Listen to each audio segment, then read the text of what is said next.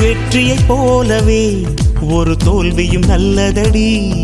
வேப்பம் பூவிலும் சிறு தேன் துளி உள்ளதடி. குற்றம் சொல்லாமல் ஒரு சுற்றம் இல்லையடி. இளையும் புன்னகையால் நீ இருட்டுக்கு வெள்ளையடி. தவறுகள் பண்ணி பண்ணி திருந்திய பிறகுதான் நாகரிகம் பிறந்ததடி. தவறுகள் குற்றமல்ல, சரிவுகள் வீழ்ச்சியல்ல, பாடம் படி பவள கொடி. உள்ளம் என்பது கவலைகள் நிரப்பும் குப்பை தொட்டி இல்லை.